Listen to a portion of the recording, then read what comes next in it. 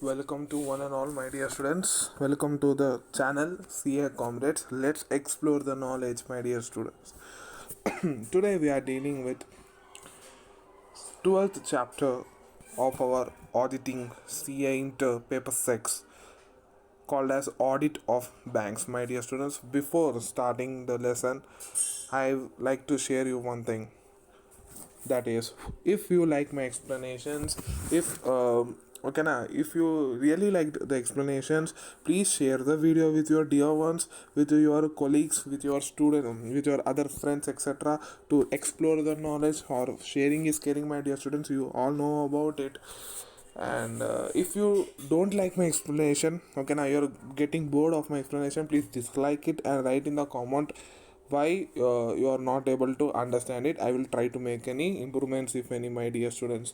Okay, please encourage me, my dear students, to make free videos. See, making free videos on each and every chapter in detail relating to CA is very big thing, my dear students. And only one motto I have, the one motto I have is to spread the knowledge. Okay, na, spread the knowledge through my channel CA Comrades. This is not my channel, my dear students. This is the channel of each and every student who is studying CA.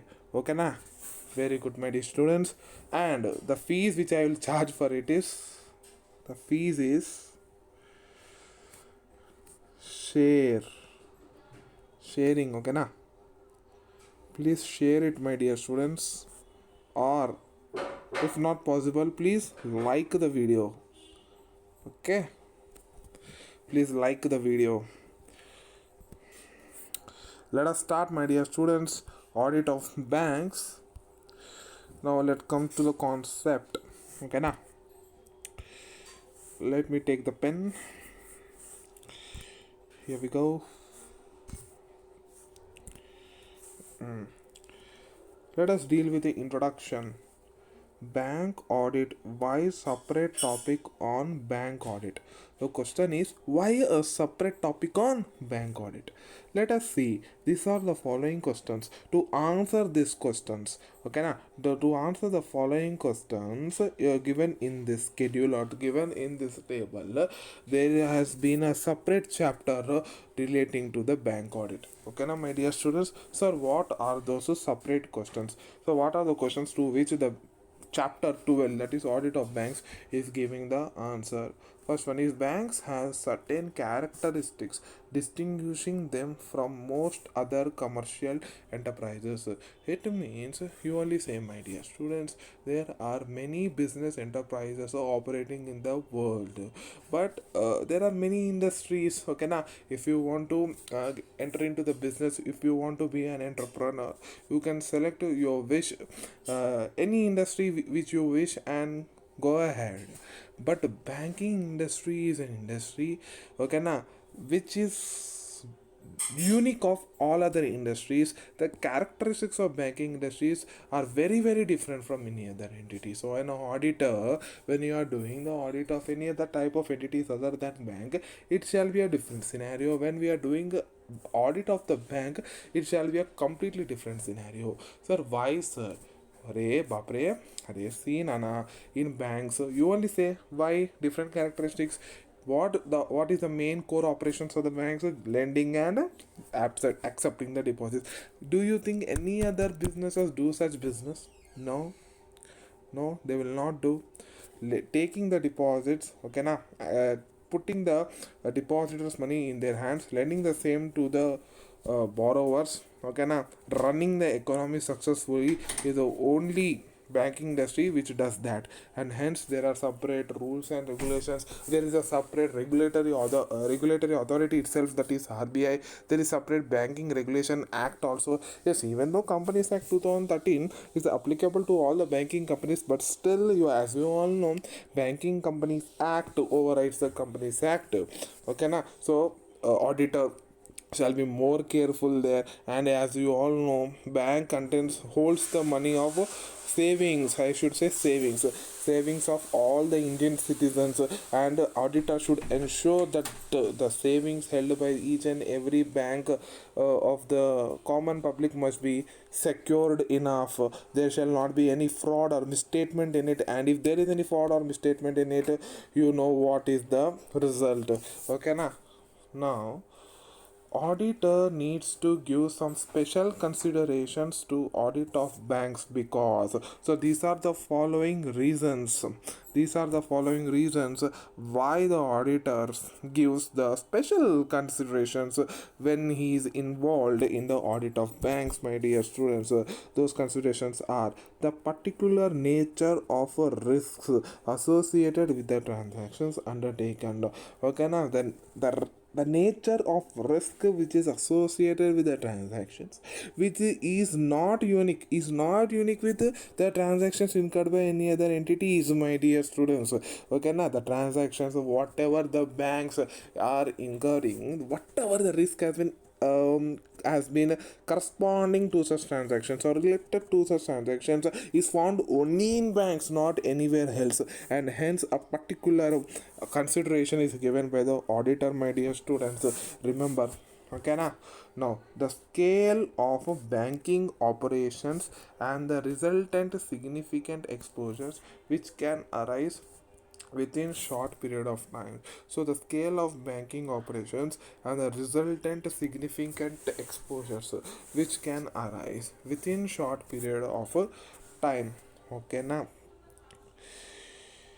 it means how what happens in banking business means banking business till minute all was fine, there was no fraud, accounting system was badya, everything is going good.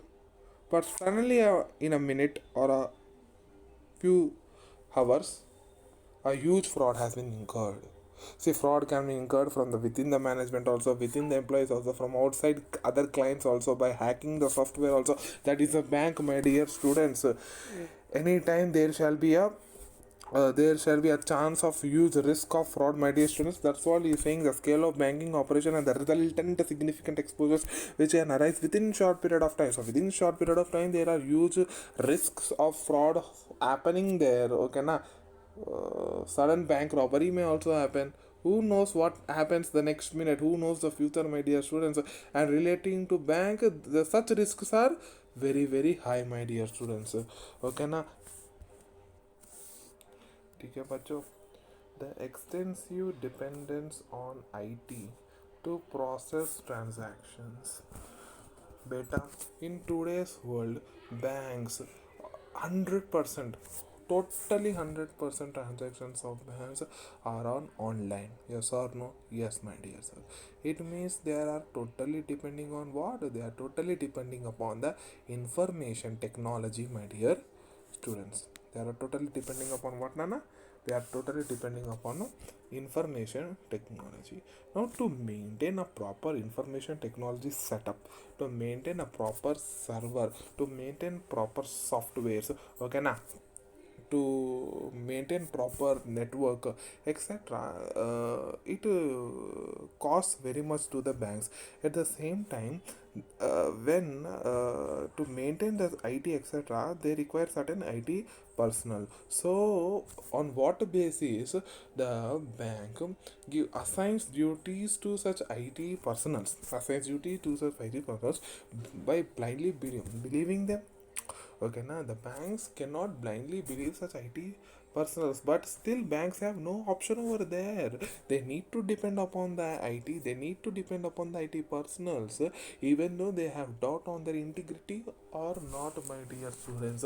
And hence it is a major drawback. And there is also a chance of loophole in the IT software if any other hacker or intruder okay, now enters into the network and hacks the information. There is a huge chance, my dear students. There is a chance of a fall down of servers. When servers fall down, huge transactions get blocked, and you know the result of what is the result. Okay, now The effect of the statutory and regulatory requirements. Yes, my dear students, banks are those entities which need to follow many rules and regulations, many laws and statutes, my dear students. No other entity, no other entity is liable to follow this many laws and regulations when relatively compare it to the banks, my dear students. Okay, na? Chalo. Now the last one is the continuing development of new products and services and banking practices which may not be matched by the concurrent development of accounting principles and auditing practices. So the continuing development of new products and services and banking practices. It means in current scenario, the banks not only provide the service of accepting deposits and providing loans, they provide n number of services and also n number of products, my dear sir. Sir, what are n number of services? Give one example. They are also engaged in providing what? In providing insurance. They are engaged in underwriting of shares, etc., etc., my dear students. So not only lending and accepting, but also they have spread their wings in many other services as well, and hence it is also a prime concern or reason why the audit of the bank is more particular for an auditor to consider it, okay na, relatively more seriously than audit of other entities. Okay na, na? Chalo, this was not such important. The real matter begins now. Here we go, my dear students. As you all can see, I am saying the classes from JK Shaw material because I have extremely loved this material. Okay, don't worry that this is not ICA material content. This is absolutely ICA material content. If you want, you can even check it out, but in a beautiful manner, in an organized manner, in an understandable manner they have given it. So hence I am preferring this PDF for this particular chapter. Otherwise, for the remaining two chapters which I have said earlier in my earlier videos, those were ICA material only, which I have written with my hands in a cut short manner and explained you, my dear students. Now, audit of banks, I prefer this material because this is very nice. In description box, I will give link to this. Okay, now please download it. Chalo, let us start, my dear students. Types of banks. So the first topic under audit of banks which you are going to study is types of banks, my dear students. Let us change the color. Okay, let's take blue. Blue color. Yeah, commercial banks. Okay, now first type we are going to discuss types of banks. The first bank that we are going to discuss is Nana. Sorry for the disturbance. Yeah, the first type of bank that we are going to discuss is what, Nana? Commercial banks. Very good, sir. Commercial banks are the most widespread banking institutions in India that provide a number of products and services to general public and other segments of economy. Two of its main functions are accepting deposits and granting advances. There is anything complex in such sentences to understand? Nothing. You have to read our commercial bank. What is commercial bank? Sir, commercial banks are mostly widely spread banking institutions in India. Do you accept or not? Yes. There is no need of explanation in it. There are huge number of commercial banks widespread in India. Okay, providing various types of services, but the main functions of it are accepting deposits and granting advances. Okay, na? Very good, my dear students. Only to the general public? No, sir, not only to the general public, but also to the various industries. Okay, na? To government, to NGOs, to business entities, etc. Okay, na? Now the second bank which you are going to study is what, Nana? RRBs. What is that, sir? RRBs. Okay, na? RRBs full form is Regional Rural Bank. Regional Rural Banks are Indian scheduled commercial banks. That means, in shortcut, government banks operating at a regional level, underline regional level, in different states of India. They have been created with a view of serving primarily the rural, underline rural area of India with basic banking and financial services. Example, Andhra Pragati Gramina. So, Nana, in India, RRBs, it means regional rural banks, are in function. These regional rural banks' main motto is to provide the banking services, the primary banking facilities to the people, okay, na, to the people in rural areas who were unaware of it earlier, okay, na. So in earlier times, the rural area people were unaware totally about banking facilities, and hence they were totally dependent upon money lenders. And as you all know, money lenders shall, okay, na, okay, torture them and, okay, enroach huge properties from them, and take and charge huge interest from them. And in order to reduce the torture from the money lenders, the private lending lenders, the government of India has taken an initiative to set up regional rural banks. Sir, why commercial banks only are there? No, sir. Again, why separately regional rural banks? My dear students, commercial banks' motive is to earn profit. In regional rural banks are exceptionally created at all the regional levels, means at a rural players, to provide primary banking services to the rural area people, okay, na, at a low cost of interest or no interest also at sometimes, okay, na. So RRBs are what, na, RRBs are dash. So RRBs are Indian scheduled commercial banks. Indian scheduled commercial banks. Indian scheduled is the word, okay, na. Indian schedule. Sir, you are saying it is not commercial. Again, commercial. So, my dear students, the word it is headed as commercial. It means it operates like a commercial bank, but see the word schedule also. Schedule means what, sir? Related to government. It means less profit motive it shall be, okay, na. So regional rural banks, remember three things in it: Indian scheduled commercial bank, regional level, and rural areas primary functions, you write. Now, next is cooperative banks. The third type of bank which you are going to study is what, Nana? Cooperative bank.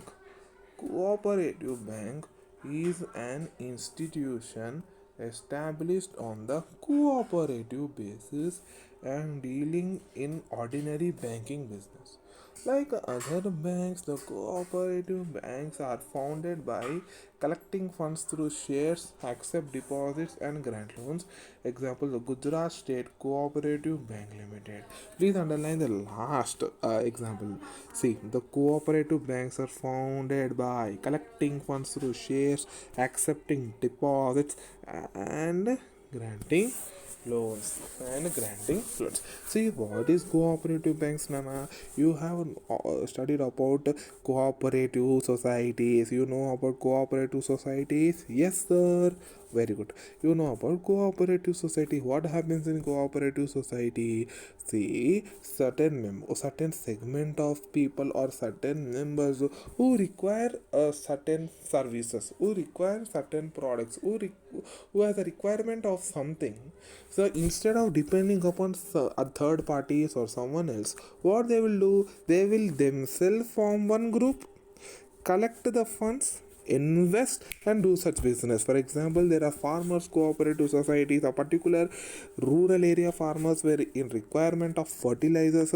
There were no fertilizers to the many farmers in their area. So what they have done, certain farmers have come together, have put some money, invested the money in the cooperative society, and they have started their own business of selling the fertilizers to themselves only. So providing services or products to themselves, so again helping ourselves, it is called helping ourselves.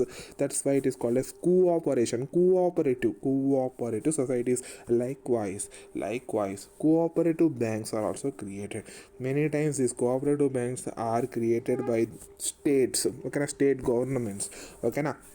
So these cooperative banks are created where the investment to establish cooperative banks are coming from purchasing the cooperative society shares or accepting deposits by some banks and granting the loans and charging interest from them. Okay, now my dear students, so that is about cooperative society. Cooperative bank is an institution established on the cooperative basis and dealing the ordinary banking business. They are dealing in banking business only, but established on cooperative basis. Okay, na? Very good.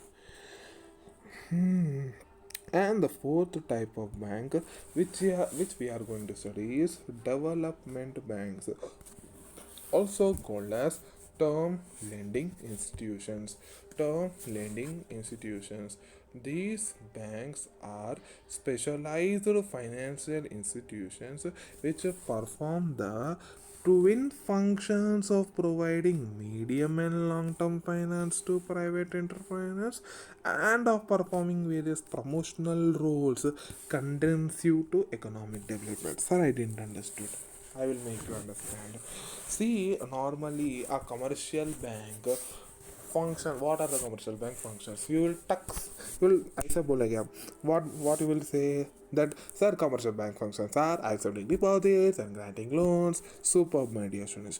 Sir, what is then I will ask what are the functions of regional rural banks, sir, or government banks? Sir, regional rural banks are providing okay na, engaged in promotion of the rural area banking facilities. Okay na, providing services to rural areas. So that is for a social motto, that is for a profit motto. Mixture of this profit motto and social motto, mixture of the, what did I just say, mixture of the profit motto and social motto is called as development banks. So development banks, that's why he is saying a twin functions. What are those twin functions? Profit motto, social motto. So these banks are specialized in finance. They are called as, that's why they are called as special. They are special or not? Yes, sir. These banks are special financial institutions which perform the twin functions of providing medium and long term. At one side, they will provide the loans, medium and long term loans to the private entrepreneurs, that is businesses, and also performing some promotional roles and activities for the economic welfare or economic development by the students. The development banks, I mean, second point, the development banks for the industry are the Industrial Development Bank of India, IDBI. You may have listened it. The Industrial Finance Corporation of India, the Industrial Credit and Investment Corporation of India, ICICI, very famous, and the Industrial Reconstruction Corporation of India for large industries, and the National Small Industry Development Bank of India. So all these industrial banks which are existing in India, okay na, their motive, they have two motives. What is commercial motive also? See, there is ICICI, okay na. ICICI is obviously a commercial bank. At the same time, it is a what, na na, it is a it is also working for social cause, for the development of industries. When industries develop, economy develops, India develops, people's standard of living develops. Okay na, it one, so it having two mottos there. Okay na, my dear students. Chalo. And for agriculture we have NABARD. What is NABARD? National Bank for Agriculture and Rural Development. Now, the fifth the fifth bank we are going to discuss is payment banks. Payment banks, we have never heard about it, sir. What is payment banks? Let us read the content in it and step by step understand, my dear students. Payment banks is a new model of banks conceptualized by the RBI. These banks can accept a restricted deposit. Bharati Airtel set up India's first life payments bank. The main objective of a payments bank is to enhance financial inclusion. This is expected to be done by providing small savings account, payments and remittances services to migrant labor workers, low income households, small businesses, other unorganized sectors, entities and other users. See, I will explain it myself. So payment banks is one of the invention of RBI. Invention, yes, my dear students. So payment bank is a type of bank or a new model of bank which is invented by whom, sir? RBI. Very good. Now this accept a restricted deposits. It means up to certain limit only it will accept the deposit. Beyond that it will not accept the deposit. Why, sir? Because this bank's main objective is not to accept deposit and lend loans. See, when a bank is accepting deposits and simultaneously lending loan, from the loan they will earn interest. Okay, now again when the loan amount is repaid by the borrower, that loan amount again they will give it to the depositor whenever the depositor withdraws his deposits. But the payment bank here is not at all making loans, not at all investing. It will invest, but not, okay now, as relatively compared to the commercial banks. Its main objective is to accept deposits, take away the savings from the uh, okay now, small income earners. Okay now, and also provide remittance services. In detail I will explain you, my dear students, actually why payment banks have been introduced or invented by the RBI. See, before okay now, what happens in our economy is there are many workers in our India. Yes or no? Yes, sir. There are many wage workers in our India. Each and every wage worker or large number of wage worker have little bit savings with them. What they will do, that savings they will store in their almaras, that means in their houses. Okay now what is the main concept of RBI? So RBI don't want these guys to keep their savings in the almaras. Okay now, they want to multiply the currency, they want to build the nation. If they want to multiply the currency, if they want to build the nation, the same amount shall be deposited in the banks. They need to attract those guys to bring their savings from their homes to keep in the bank accounts. To attract them, payment banks have been given, my dear students. The main objective of the payment bank is to enhance financial inclusion. So there are many policies designed by RBI through payment banks, so that these people who were not say making investing depositing in saving accounts are now attracted to deposit in the payment banks their amounts. Again, so they can earn interest. At the same time, money gets multiplied, my dear students. I shall say one interesting fact about the advantages of the banks for an economy. I will say you, my dear students. For example, Mr. A is there. I will take an example here. Wait a minute. Okay, now. So, for example, there is Mr. A. Okay. He has 1 lakh rupees saving with him. Okay. What he does is, he invests this 1 lakh money, he deposits this 1 lakh money in a bank. Okay, now in a savings account. Now, what bank does? The bank, okay, now what bank does is, this 1 lakh rupees, it lends it to Mr. B. Why Mr. B? Because Mr. B is an entrepreneur, for example. He is an entrepreneur. Okay, now what happens? Banks again charge interest from Mr. B. Okay, now then again Mr. B return this 1 lakh along with interest to the bank. Okay, now and some part of interest it will give to Mr. A, and some part the bank keeps it at profit. Okay, keeps it as profit. So what I am saying is, when the bank has sanctioned loan to Mr. B of 1 lakh from your amount, see, your account in the bank is showing credit balance of 1 lakh, and at the same time for Mr. B also, after sanctioning loan, it is showing the credit balance of 1 lakh only. Yes or no? See, the actual notes, the actual currency is 1 lakh only. Yes or no? So when you are depositing this 1 lakh in the banks, you are depositing the liquid cash, right?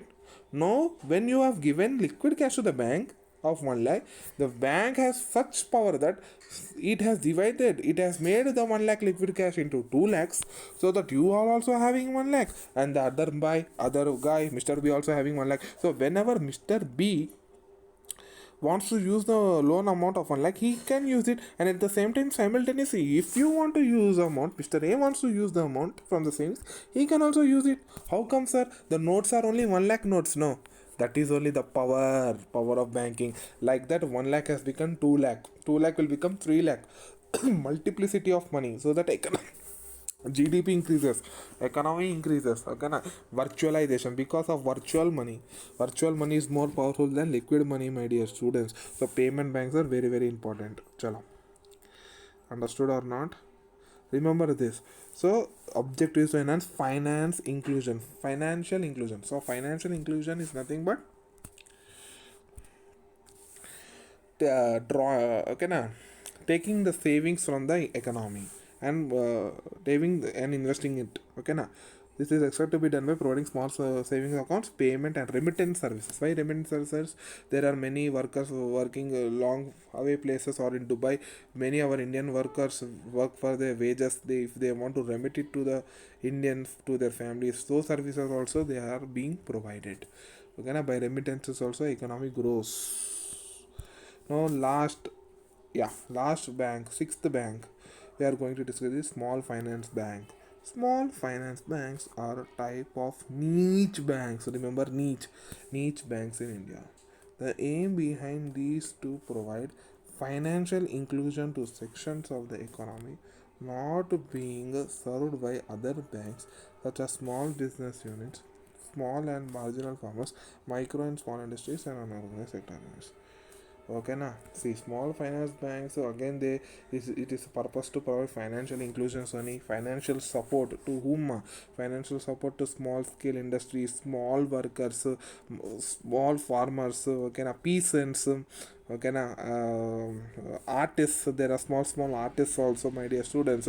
They are also the backbone of economy. They need to be supported, not only the big ones, also the small one needs to be supported. Okay na, and hence small finance banks. Why the name small is given? Because they concentrate upon small scale workers, small scale farmers and unorganized sector entities. ठीक है? So, and remember, small finance banks are also called, are a type of dash banks, are a type of niche banks. Sir, from that time you are saying niche, sir. Exactly what is niche? Niche means focusing particular on a particular motto, my dear students. It means small finance banks are focusing on what, or they are only focusing on providing financial assistance to the small sector. So like that. Even that RRB is also like that only. They are also one type of niche banks. Niche banks means working upon only one motto. Okay, one objective. Okay, wait a minute. Let's go further. So are you able to understand, my dear students, anything? Yes.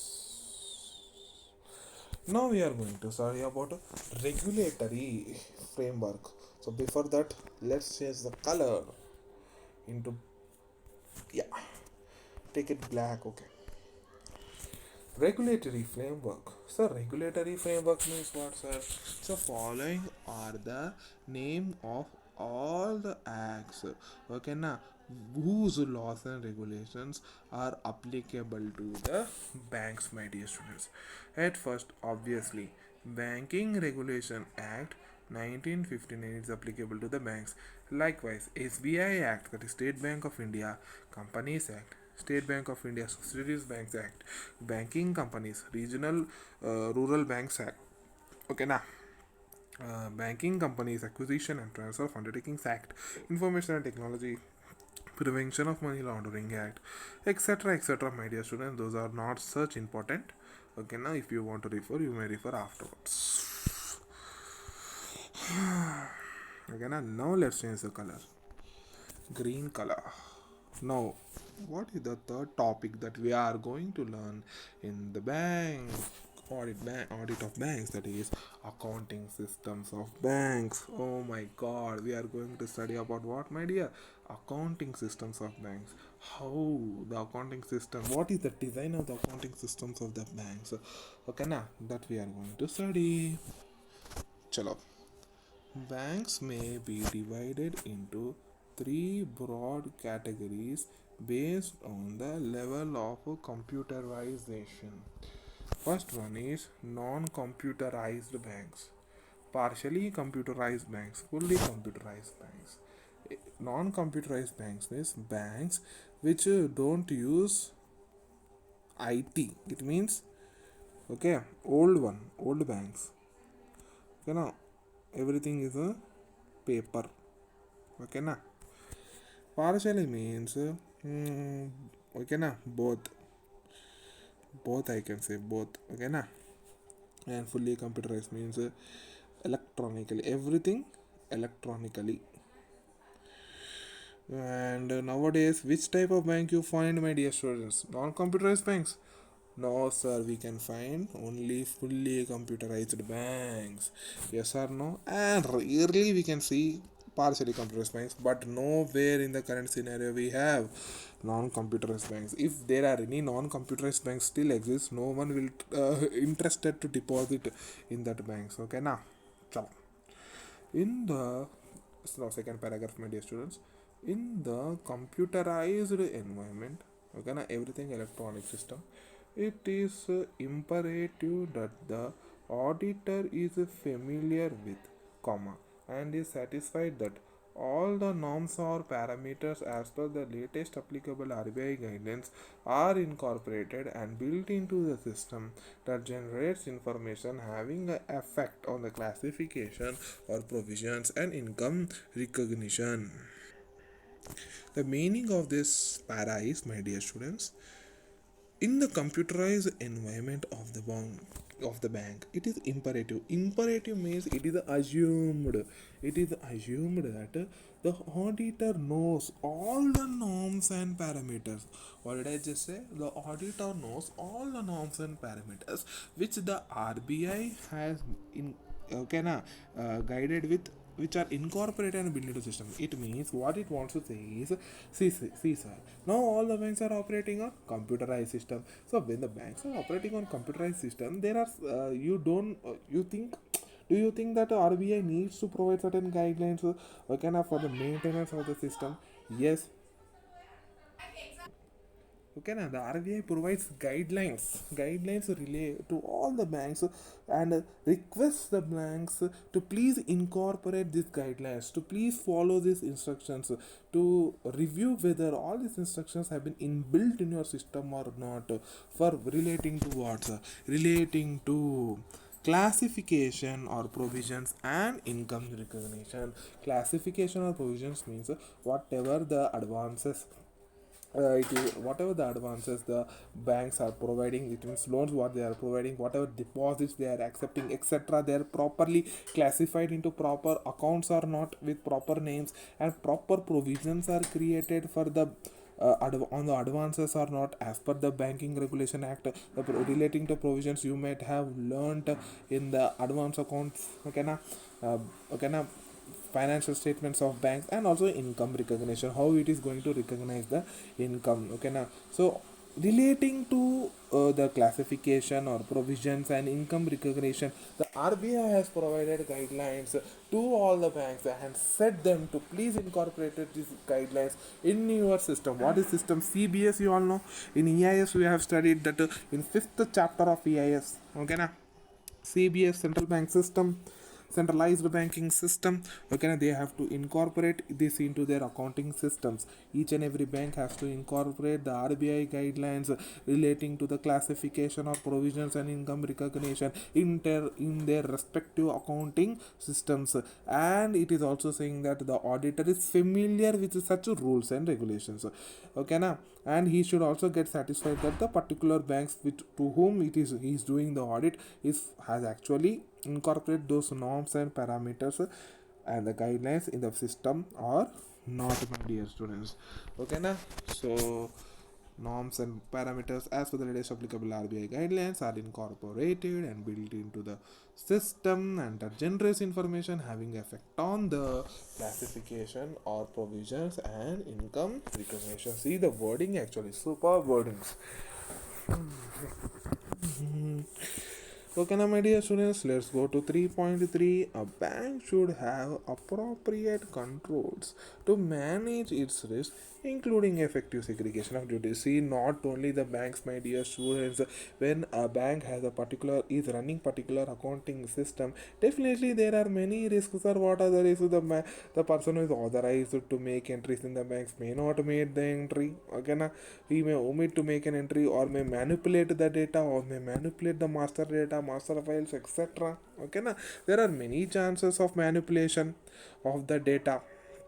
Okay, so to mitigate such risks, the bank must place internal controls. Not only the banks, each and every entity must place internal controls to mitigate what, na, to mitigate inherent risks.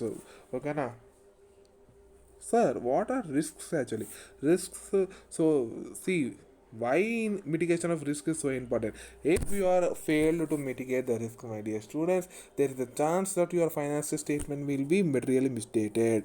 Yes or no? Yes. If the financial statements are materially misstated, then shareholders will make a chutney of you. Okay, na? Chalo. Now, the auditor should not go by the assumption that the system generated information is correct and can be relied upon without evidence that demonstrate that the system driven information is based on validation of the required parameters for the time being in force. See, while performing the audit, whatever the auditor is abstract okay, na, obtaining the information relating to the accounts of the books of accounts of the bank through such a system, he cannot rely upon the system.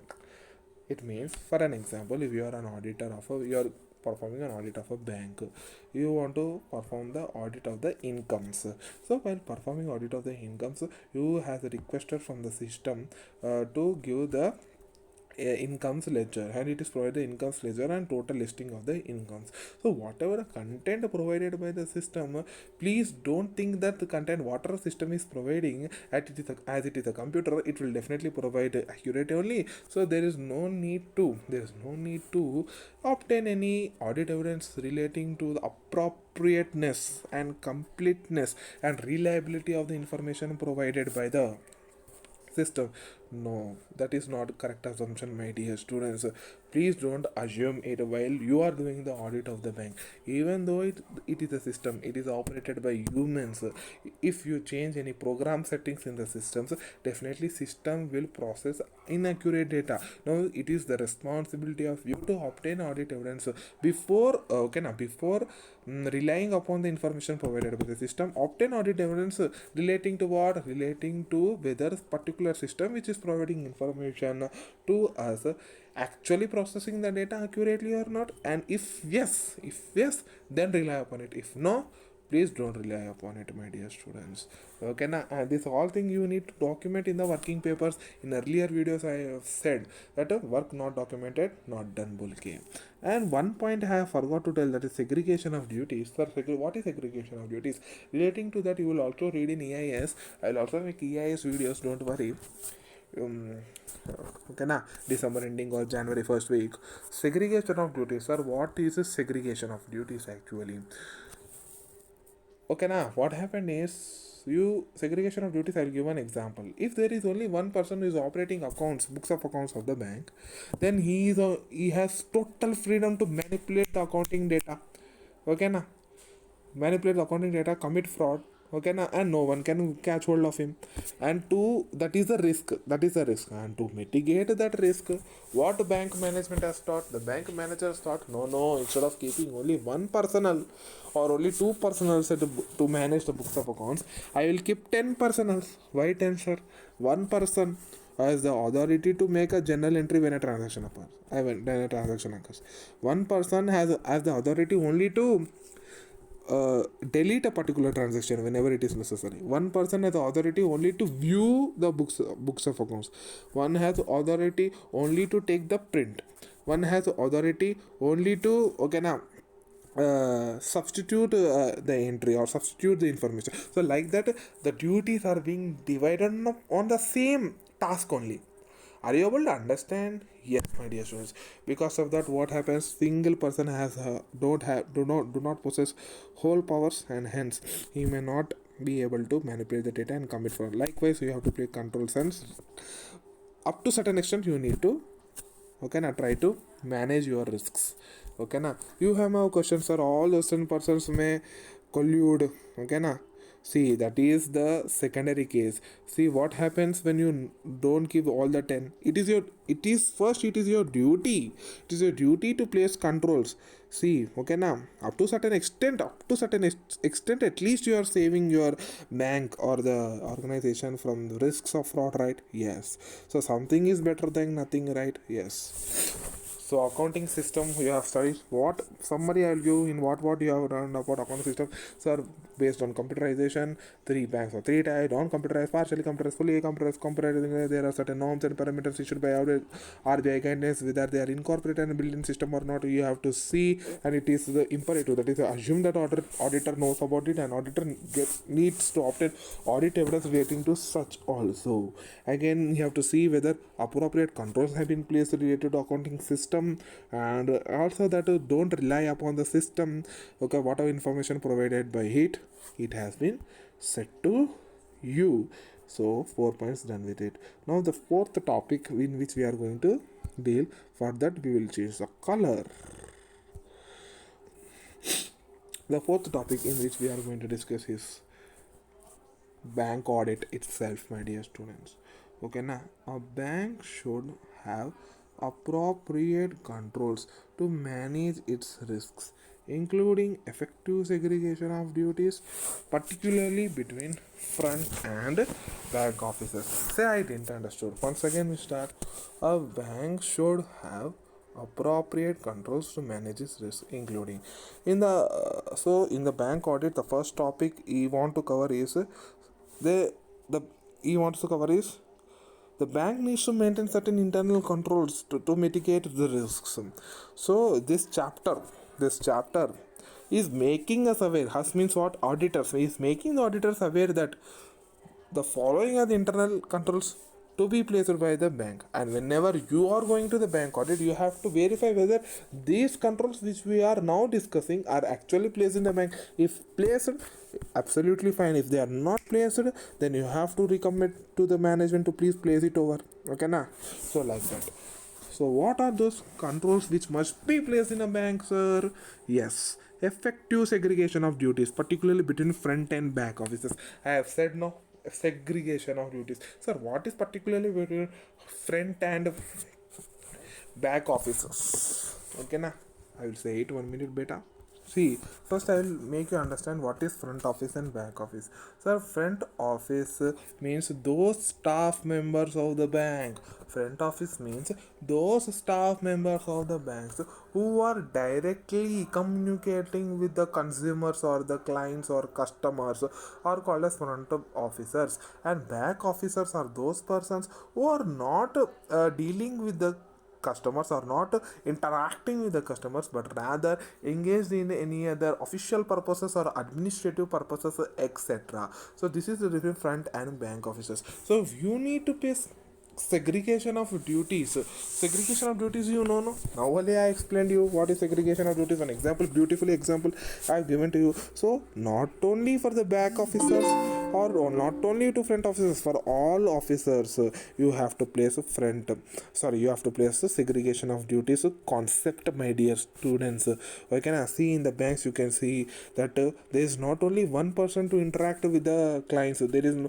only one person to approve loan, only one person for taking housing loan, only one person for accepting the deposit, only one person for doing that. No, there is one person who gives access deposit only. There is one person who who sanctions the loan. There is only one person who signs or withdrawal slips, etc. So there are segregation of duties. When you go to bank, you can please observe it, there are many counters, one counter doing only particular duty, there not only a single person or two persons are doing entire things.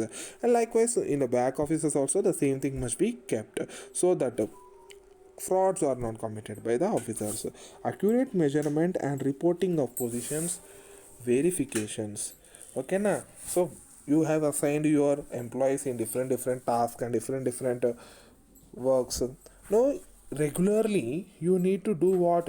You need to do measurement. What measurement? Measurement, or you need to review their work.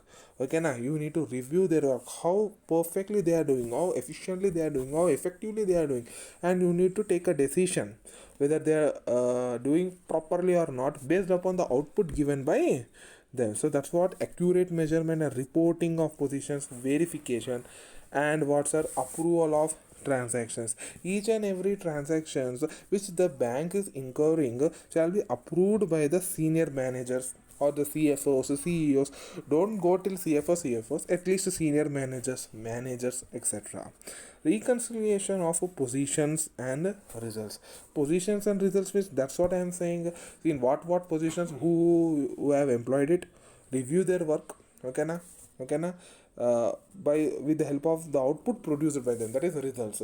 The result is nice or positive, then please give him promotion or please further encourage him. If it is negative, try to shift his job, try to shift his task. Okay na? So reconciliation of positions and results is very important. Setting of limits. Okay now, setting of limits means see, a particular person has been given an authority to approve a purchase, any purchase made by the bank, only up to the limit of 5 lakhs. So any purchase made by the banks above 5 lakhs shall be approved by any other person, not this person. So limits are also placed like that. Limits placing is also very important. Reporting and approval of exceptions. Exceptions means any exceptional transactions, unusual transactions, irregular transactions, or related party transactions, etc. is being incurred, that should also be approved by separate set of people, and reporting of it shall also be done. Reporting means in notes, disclosures. Okay na? Physical security and contingency planning. So physical security, every bodyguard is there, no, security personnel is there, security personnel is placed near the bank. So please keeping a security is also a part of internal control only, my dear students. And contingency planning. So the bank must think about all the contingencies which are certain to happen, and must plan something, must chop out any ideas or plans, etc., so that when such contingencies occurs, okay na, they are not incurred with huge risks as accepted, okay na, as actual. Okay na? So once again, we will read from starting. Effective segregation of duties in front and back officers, accurate measurement and reporting of positions, verification and approval of transactions. Very good. Reconciliation of positions and results, setting of limits, reporting and approval of exceptions, and physical security and contingency planning. Okay, my dear. Now, auditor should consider bank's unique features and draw an audit plan accordingly. So, as you all know, auditor shall plan an audit plan and make an overall audit strategy. Audit plan is nothing but, so what is if the materiality, what is the risk of material statement based upon the understanding upon the entity environment and its internal controls. What are the, how much sampling I have to do in each and every assertion. Okay, na? Then okay, what are the audit procedures I need to apply, what are the audit evidences I need to gather, okay na, what are the what reporting, compulsory reporting I have to do. These all things, this whatever I am telling you, know, relating to that, making a plan is called as audit plan. And you know, bank has many unique features. Relating to such unique features also you have to take in consideration and chop out a audit plan, my dear students. Now, engagement team discussions. Engagement team discussions. Engagement team is nothing but the audit team which is engaged in performing the audit along with the partner, audit firm partner, my dear students. So, what is this? Let us read the first point.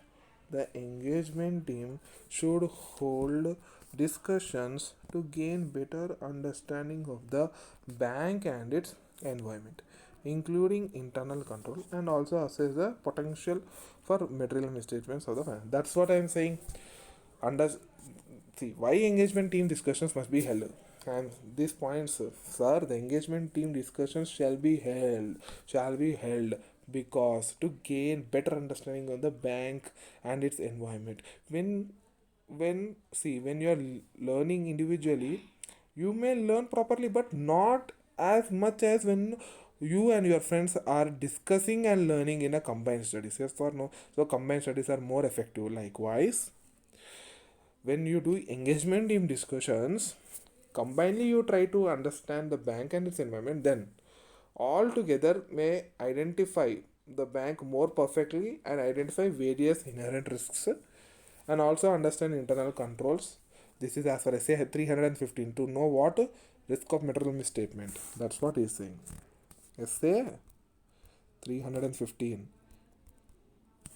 Okay, na? If you know, very good. If you don't know, I will make a video on it. In that you can search and see that. Okay, na? Chalo. Now, second point is all these discussions should be appropriately documented for future reference. So whatever discussions you are making, one person you have to allot that, see beta, audit partner, what you have to do is, see beta, you take the laptop, open the excel, sorry, open any notepad or word, etc. Please type everything which I and other engagement team members are discussing. Okay, like minutes of the meeting, okay, minutes of discussion, so that you can keep it for the future reference. Again, future when you're coming to the audit of the same time, again no need to understand the entire bank, what is it entity, no.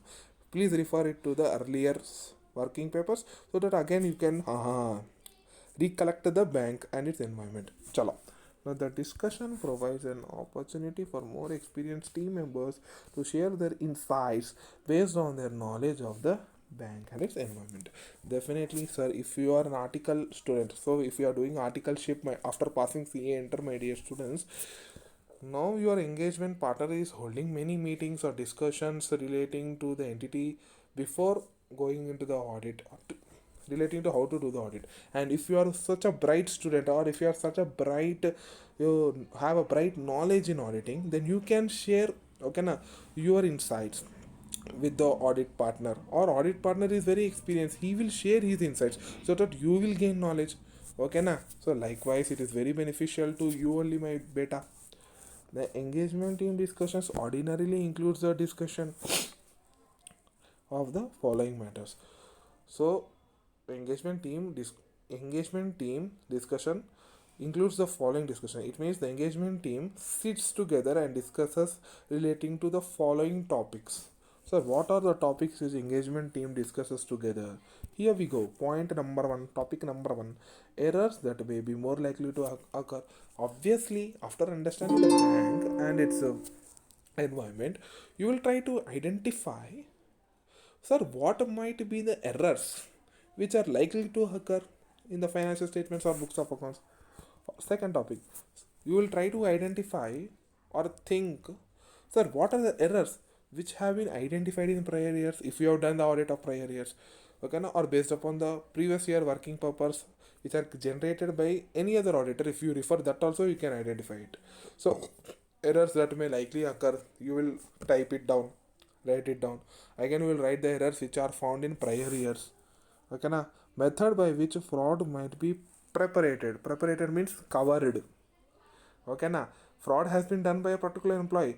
He simply does fraud, no, he does the fraud and tries to cover it. So covering is called as preparated by bank personnel, okay na, or others within particular account balances and or disclosures. So you need to also identify, so what might, if a particular employee does a fraud, what are the methods available to such employee in order to preparate his, okay na, fraud. So when you also think, you have to think out of the box, my dear students. Here, if you also know what are the methods available to the employee who have done the fraud, then it becomes very much easy to catch hold of the fraud. Okay na? So you have to think out of the box, my dear students. Don't worry, audit partner will help you out initially. By doing many audits in your life, you will gain the knowledge.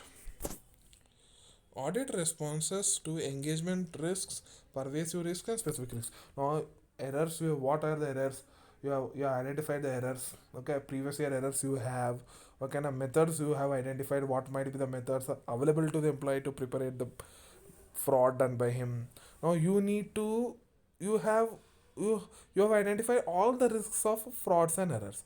Now your duty is to, okay, think think of such audit procedures, think of such further audit procedures which shall be performed by you in order to obtain audit evidence whether such particular errors which you have thought has actually occurred or not, bulky. So that audit responses is nothing but what, nana, here audit procedures. So you have to think about what are the audit procedures I need to apply, so that the errors which I have identified, so that the frauds which are there is a chance of occurrence of these kind of frauds are able to be identified. Okay na, so you have to think about it also. So audit responses to engagement risk, pervasive risks, and specific risks need to maintain professional skepticism throughout the audit engagement. So professional skepticism is an ethical requirement. So what is professional skepticism? So professional skepticism means the clarity mind of the auditor, the questioning mind of the auditor. It means, for example, you are an auditor, you are doing the audit of sales. Chalo, you are doing the audit of sales, for example, and there is a particular transaction you have seen in a ledger of 10 lakh rupees. Okay na, and you asked the management to please provide the supporting document to the 10 lakh sales.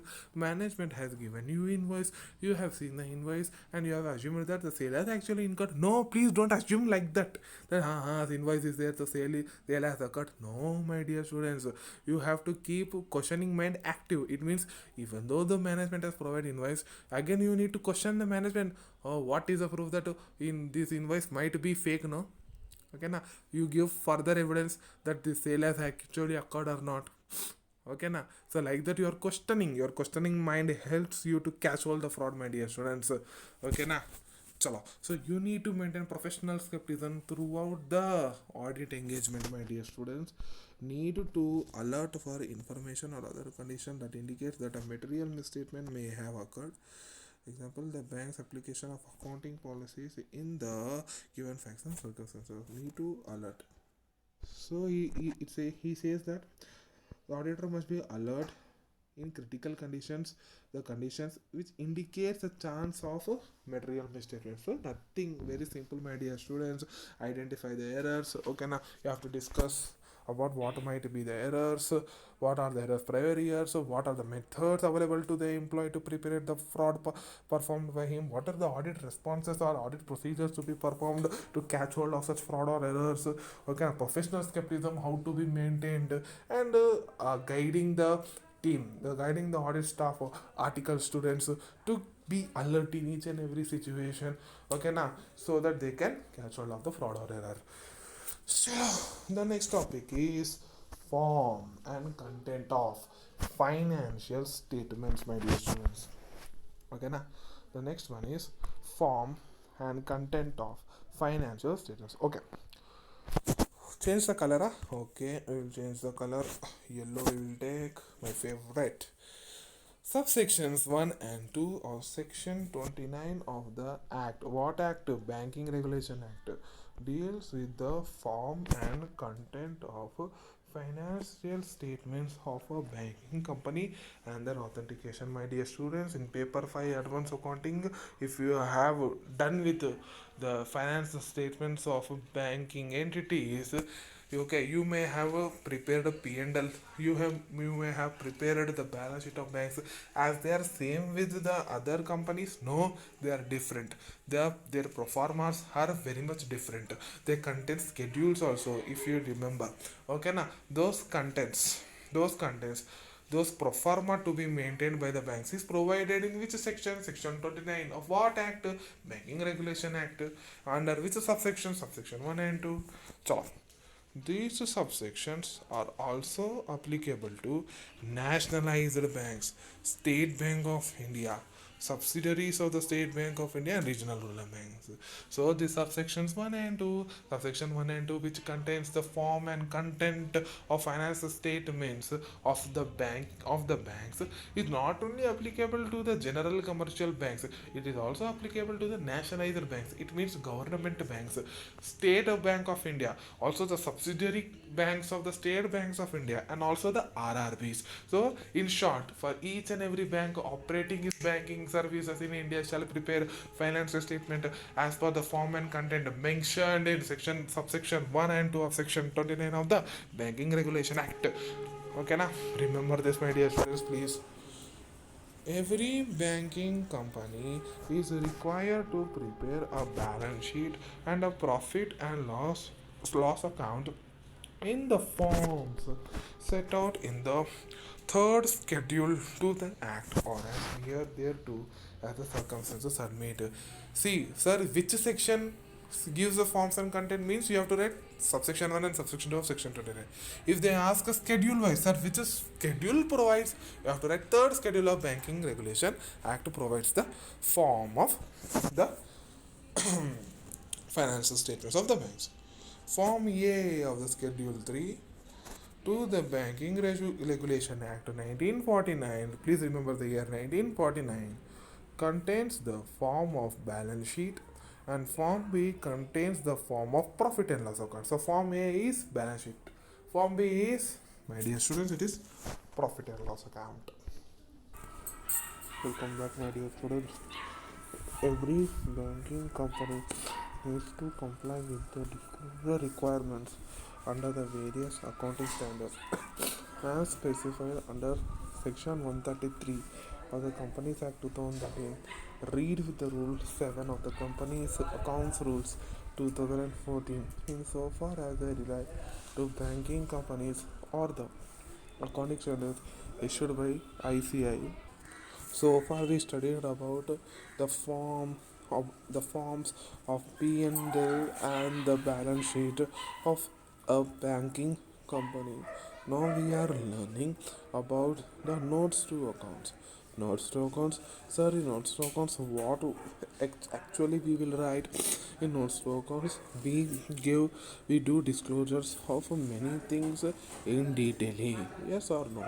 What are the accounting policies you are following that you disclose detailedly?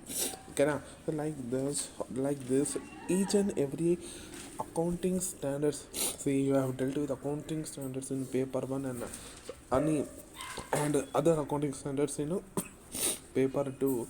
In all accounting standards you may have learned one thing, that whatever may be the accounting principle relating to that, whatever may be the accounting policy you are adopting or you are consistently applying, you need to make certain disclosures so that the shareholders of the financial statements can understand it properly. So that's what this point is saying, that each and every accounting standard which requires disclosures as said in section 133 of the Companies Act 2013. Section 1, if in paper 2 you have learned section 133. Okay, now in which chapter? Chapter number 9, books of accounts of the company. Section 133 deals with the accounting standards. Okay, now to be complied by whom? To be complied by the companies, my dear students. And at the same time, not only company, even banking company should follow it. Okay, our next topic is bank audit provisions, my dear students. Let us take red color once again. What is our next topic? Bank audit provisions, eligibility and qualification. Refer section 141 of the Companies Act 2013 discussed in the chapter 10, the company's audit. If you remember the chapter 10 of the Companies Act 2013 dealing with the company audit, sorry, under that you have learned about section 141. Sir, what are section 141? Section 141 deals with the qualifications and disqualifications of an auditor, okay, now, of a person to act as the auditor of a company. Sir, what is the qualification as per section 141? A particular person shall be a chartered accountant and must have obtained certificate of practice from the ICI. Okay, now if it in case of individual, and in case of firm, the majority of partners in the audit firm shall be the CA as well as obtained COP, that is certificate of practice. Then what are disqualifications? There are 14 disqualifications, if you remember, my dear students.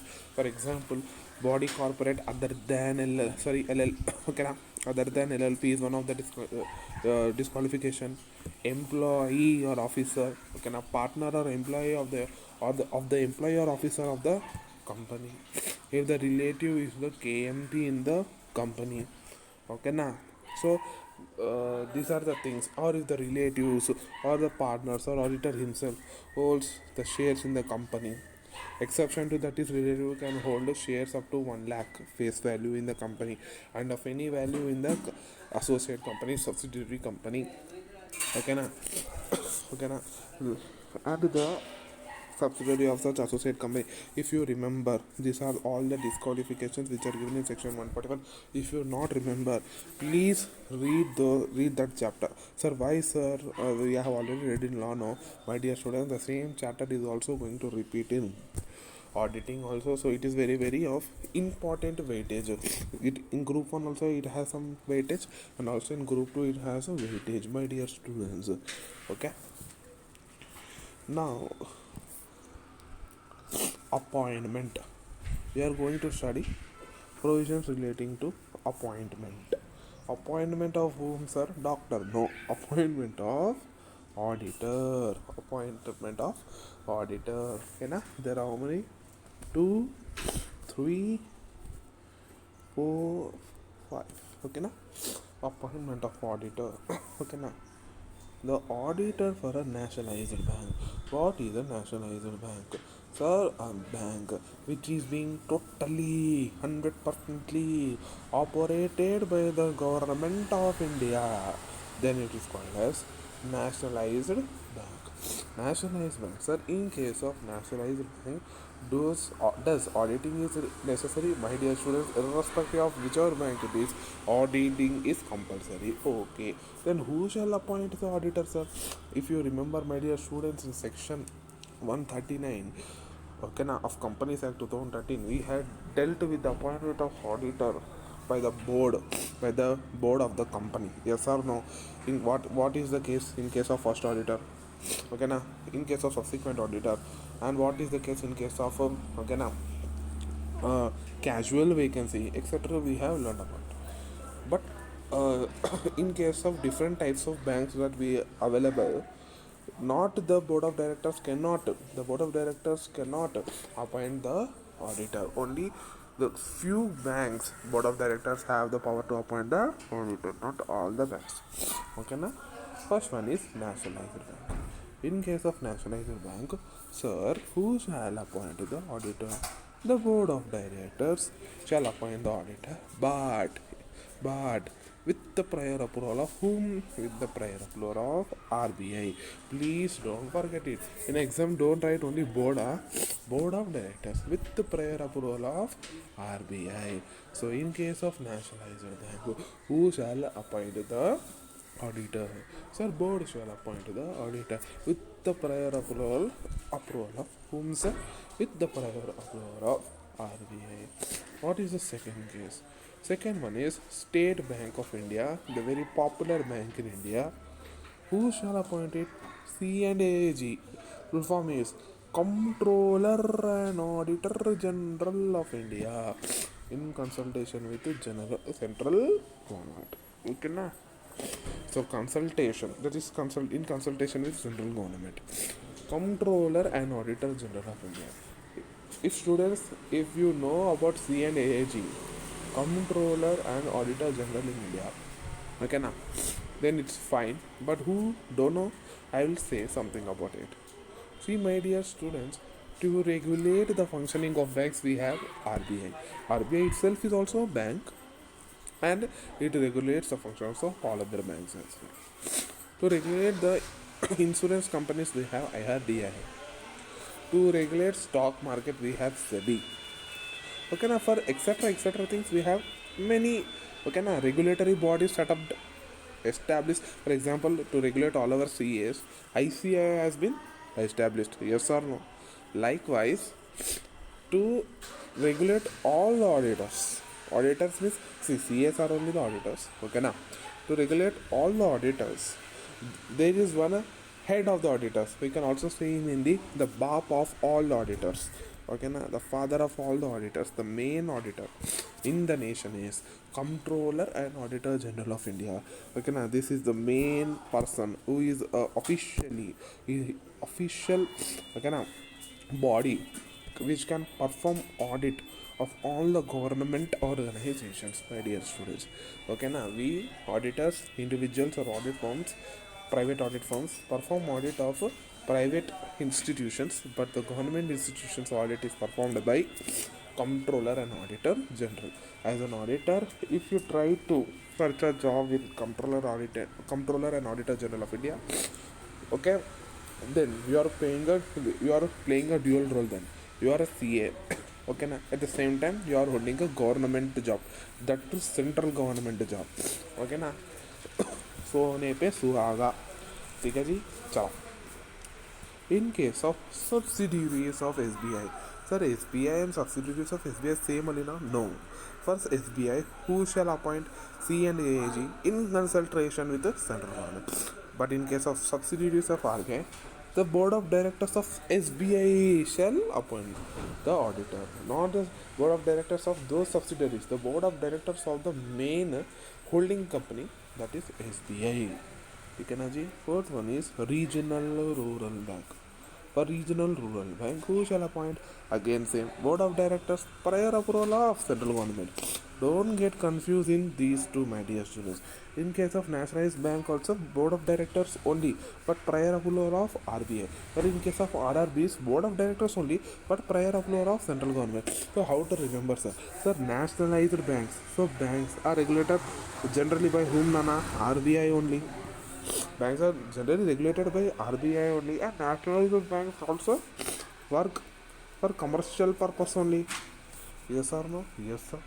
But these regional rural banks have been established out of the scheme of whom? It is established out of the scheme of CG. Okay, na? And hence CG has the power relating to it.